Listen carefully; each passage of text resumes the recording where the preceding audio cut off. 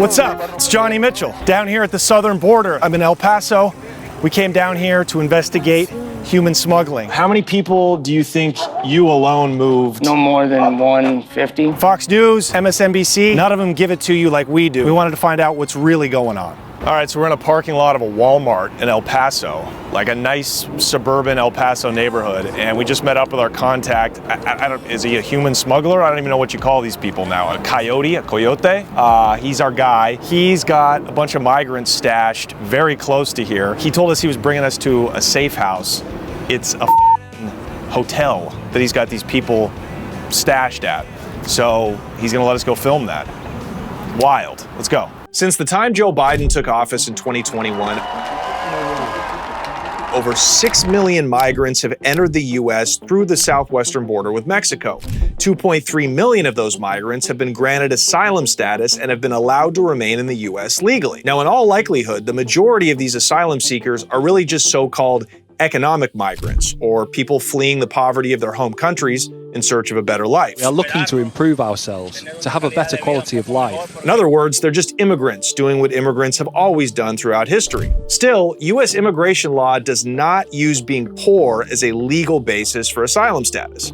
These migrants are, in fact, illegal immigrants. Nevertheless, despite how easy it seems for economic migrants to claim asylum these days, there are still millions doing it the old-fashioned way, being smuggled across the border illegally by a coyote working for a Mexican cartel. Mexican cartels are playing a part in the migrant surge into the U.S.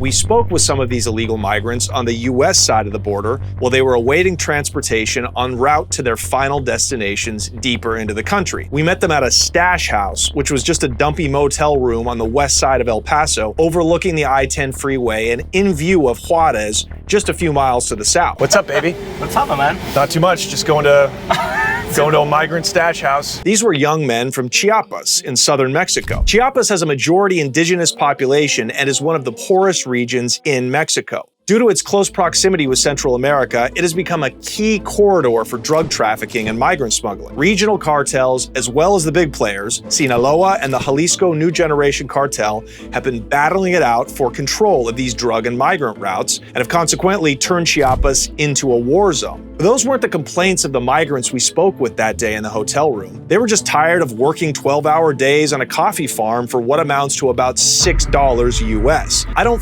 blame them. Now, we were talking to them in El Paso, Texas, so obviously they'd made it across the border successfully without being apprehended. But that wasn't the end of their journey, not by a long shot. They still needed to cross through a secondary checkpoint. These checkpoints are located near major crossings all along the southern border, about 20 or so miles north of the borderline. These migrants were not out of danger yet. Well, here goes nothing. Okay, so we're about to go knock on the door and go into the room filled with migrants. The comedian in me really wants to say housekeeping before we go in. The world is so bizarre, like we're filming a federal crime right now in broad daylight in front of the Pac-10 freeway. Nothing makes sense. Our guy, he was bringing the migrants pizza, clothes, water, getting them prepped because they're about to move tonight. They've probably been in the room for a couple of days already. The final step is to get through the border checkpoint, which is 20 miles inland. So here, let's go talk. Buenas, ¿cómo están? Perdón, la interrupción. ¿Tienen familiares en Estados Unidos? ¿Que le van a encontrar cuando cruzaron el checkpoint? Ok, órale. ¿Hasta dónde van? Carolina. They came from southern Mexico. So they came from Chiapas. They took a bus up through Mexico all the way to the border. It took them 4 days on a bus. And I'm sure, as nice as the Greyhound is, I'm sure it wasn't even that nice. So, and like, dude, look at them. They're probably, 2 of them are probably teenagers. It's wild. They were just telling me that this is their last try. When they paid $9,000 US each. And what they get from the organization is 3 tries. We also found out something even more nerve-wracking. Check this out. According to these men, who appeared to all be in their early 20s, the organization who they'd paid to smuggle them up through Mexico to the border wall had given them 3 chances to get over the wall and get past the checkpoint. For about $9,000 US, the cartel had sold each of these migrants a package of 3 attempts to sneak successfully into America. Imagine that. Mexican criminal organizations are so sophisticated now that they are selling smuggling packages to migrants like it's any other product. 3 for the price of 1. At least one of the guys we spoke with in that hotel room had already been caught and sent back twice, so this was his last chance to make it through the checkpoint. He was on his way to North Carolina, where he had family members and a job waiting for him in an agricultural plant. He had sold his land back in Chiapas and had saved up for years to afford the journey. I mean, how long making $6 a day does it take you to save up $9,000? A long time. To say he had a lot riding on this was an understatement. This is their 3rd attempt, last attempt they have, so that's where that big nerve is. Right. So they've all been caught before? They all 2 times? 2 times. They had to sell some of their land just to get the money to pay the mullah, the smuggler, to bring them over.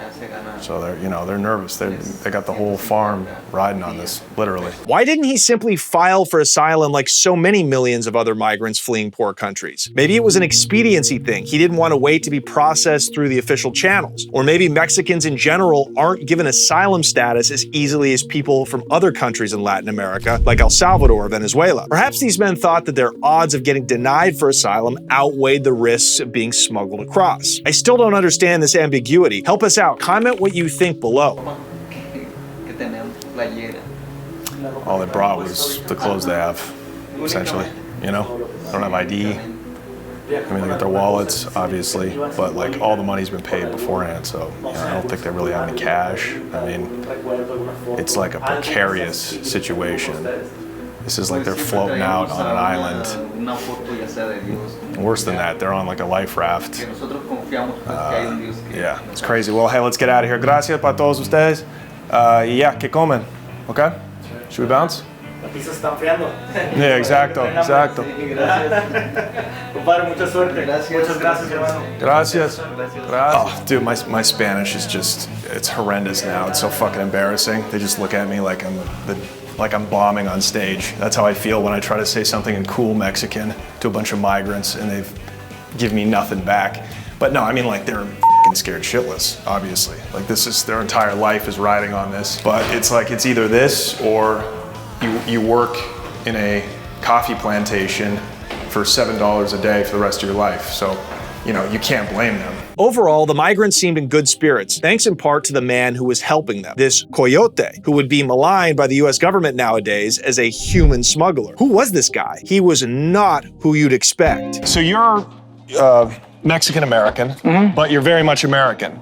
Yeah. You grew up here. He was an American citizen born and raised in New Mexico. This is actually quite common. Since the pandemic, when the border between Mexico and the US was completely shut down, Mexican cartels have increasingly turned to Americans to smuggle drugs and people. I did work for an organization last year. That's where, I had gotten started with. And found out who they were. Very, very nasty ones. He wouldn't tell us the name of the organization he was working for, but given the fact that his base of operation was in El Paso, across the border from Ciudad Juarez, it's safe to assume it was the Juarez cartel. He'd gotten started during the pandemic, when the US Border Patrol was basically shut down and all of the checkpoints in the El Paso area were closed. His job was to pick the migrants up right after they'd crossed the border, and then drive them to the first checkpoint where the next smuggler on the chain would be waiting. He was paid around $2,500 per head, and he could do this multiple times per night. There was good money in it. He's also driven migrants through the checkpoints himself and developed tricks to fool the customs agents. So with those guys, those 4 migrants from southern Mexico, what's your strategy? 1 or 2 of them, you can make them look like they're your kid or someone else's kid. Right. You have find a friend, a woman who's oversized lady, and that's just my 2 mijos. Whatever, you get them across, no problem. The other ones, you can dress them up as landscapers, load up a van or a truck with landscaping material. If you're going to work the next town, they'll just wave you by. What's the most ingenious way that you have ever moved a group of people? I had them, I mean, I put new clothes on them, of course, like I always do, but I had them pretend like they had Down syndrome. And I put some bibs on them, had their shirts, had like food on them. Do they stop every car, or do they just do it at their discretion? At their discretion. Okay. Yeah. So it's different than actually crossing.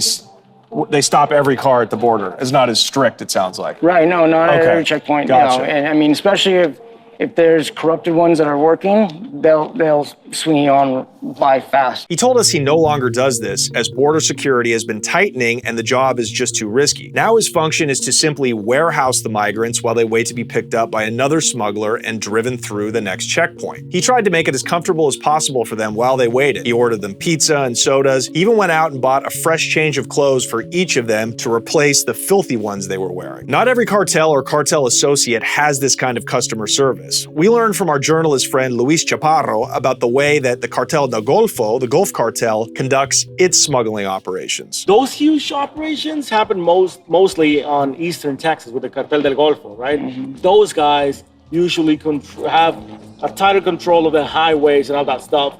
And they're a bit more probably careless. You know, they literally see them as merchandise and they just want to move a bunch of them at the same time instead of just like putting up, 2 or 3 at a time and that kind of stuff. They're just brutal. That's just how they roll. The 72 migrants that were killed and burned in the same place, it happened in that area. What was behind that, by the way? It was the Cartel del Golfo. But for what purpose?